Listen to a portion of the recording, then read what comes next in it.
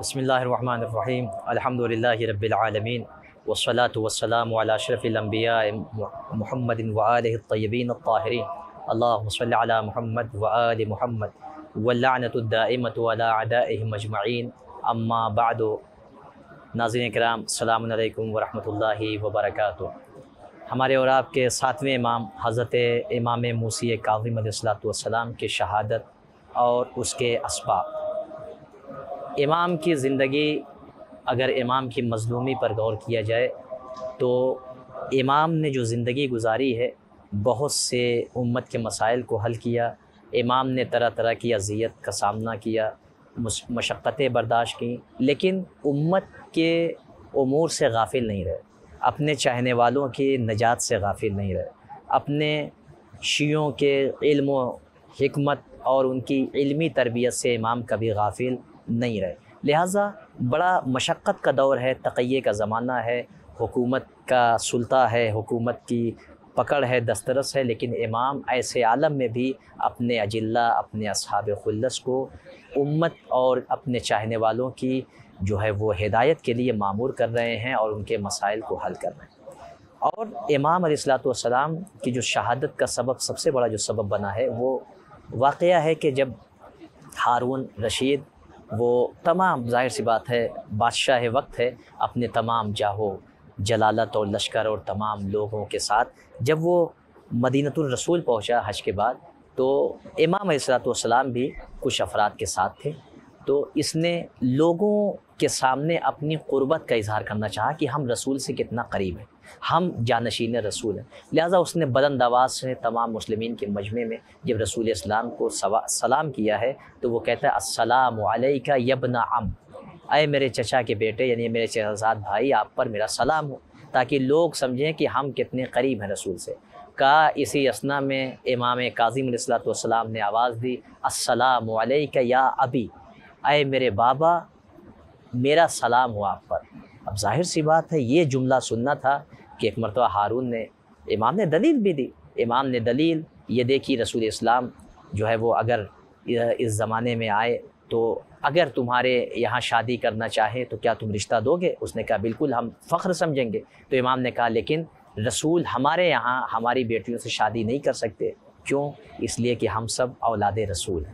لہٰذا یہ جملہ تھا کہ جو اس کے دل میں گھر کر گیا، اور مجمع عام میں امام نے اس کے منصب اور اس کے اس جو ہے وہ منصوبے پر پانی پھیر دیا، منصوبے کو امام نے رد کر دیا۔ لہٰذا اس کے دل میں ایک حقد امام سے ہو گیا۔ اب اس نے کوشش کی کہ امام کو کسی طریقے سے لوگوں سے دور رکھا جائے۔ آپ سوچیں کہ امام نے کتنی اذیتوں کا سامنا کیا، زندان، ایک زندان سے دوسرے زندان، دوسرے سے تیسرے زندان۔ آپ سوچیں کہ امام علیہ السلام کو اس نے کیا کیا؟ مدینے سے کہاں بلایا؟ بغداد بلایا۔ راستہ کون سا انتخاب کیا؟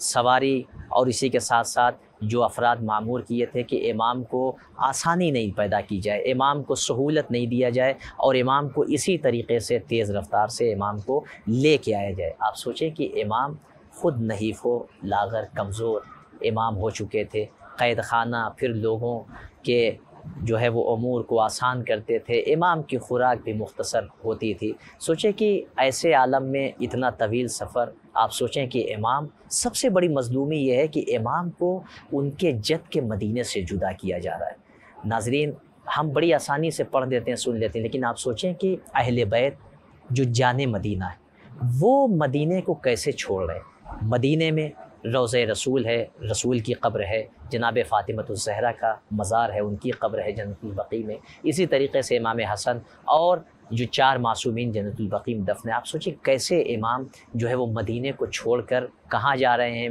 امام کو بغداد بلایا جا رہا ہے۔ آپ سوچیں کہ کتنا شاق ہے امام پر مدینے کو چھوڑنا۔ یہی وجہ ہے کہ امام جب مدینے کو چھوڑ رہے ہیں تو اس طریقے سے چھوڑ رہے ہیں۔ آپ سوچیں کہ کبھی رسول کے روضے پر یقیناً امام کی یہ رخصتی ہمیں ایک اور رخصتی کی یاد دلاتی ہے کہ جو 28 رجب کو جب امام حسین صلی اللہ علیہ وسلم مدینے سے رخصت ہو رہے تھے، کیسا آہ و کرب تھا، نالہ و شیون تھا مدینے میں، اور مدینے کے لوگوں پر کیا کیفیت تھی۔ شاید وہی منظر ایک مرتبہ امام موسی کاظم علیہ السلام جب مدینہ چھوڑ رہے ہیں اور ہارون انہیں کہاں بلا رہا ہے؟ بغداد میں بلا رہا ہے۔ امام کو مدینے سے الوداع کرنا پڑا، مدینے کو چھوڑنا پڑا۔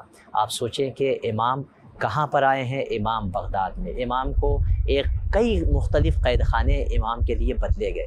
اس کا عالم یہ ہے کہ ایک زندان تھا کہ جس میں فضل نام تھا اس داروغہ کا، وہ سختی نہیں کرتا تھا، نرم مزاج تھا امام کے سلسلے میں۔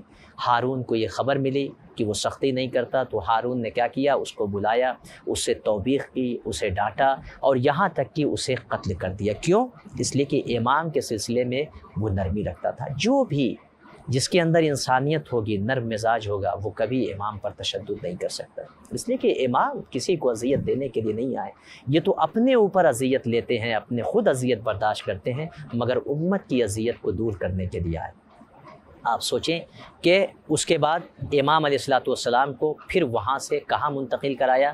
وہاں سے سندھی ابن شاہق کے قید خانے میں منتقل کرایا، جو یقیناً اہل بیت کے سلسلے میں بڑا شدید تھا اور بڑا سخت تھا، قساوت القلب انسان تھا سندھی ابن شاہق۔ وہ امام پر بڑا تشدد کرتا تھا، امام پر ضرب لگاتا تھا، امام کو مختصر غذا دیتا تھا، امام کو بہت کم پانی کی مقدار دیتا تھا، امام کو شدید یعنی دھوپ کی تمازت ہوتی تھی اس قید خانے میں۔ جو سندھی ابن شاہق نے اتنا تشدد کیا ہے کہ امام کا جسم جو ہے، اللہ اکبر، امام کا جسم نحیف ہو گیا، لاغر ہو گیا۔ ایک مرتبہ ایک چاہنے والا آیا، اس نے کہا مجھے امام سے ملنا ہے، مجھے زیارت کرنی۔ کہا وہ تمہارا امام ہے؟ اس نے کہا یہاں پر تو صرف ایک کپڑا ہے، ایک چادر ہے۔ کہا اس چادر کے نیچے تمہارا امام ہے۔ یعنی امام اتنے نحیف و لاغر، کھانے کو بند کر دیا گیا، پانی بہت مختصر، دن میں دھوپ کی تمازت، رات میں شبنم اور اوس کی وجہ سے امام کے جسم کی یہ کیفیت ہو گئی تھی کہ امام نحیف و لاغر ہو گئے تھے۔ اور اس کے باوجود بھی کیا امام پر تشدد، امام پر شدت، تازیانے، امام کو طرح طرح کی اذیت دینا سندھی ابن شاہق۔ کیوں؟ تاکہ خلیفہ مامون ہارون رشید کی نظر میں مقبول ہو سکے، اس کا عہدہ بلند ہو سکے۔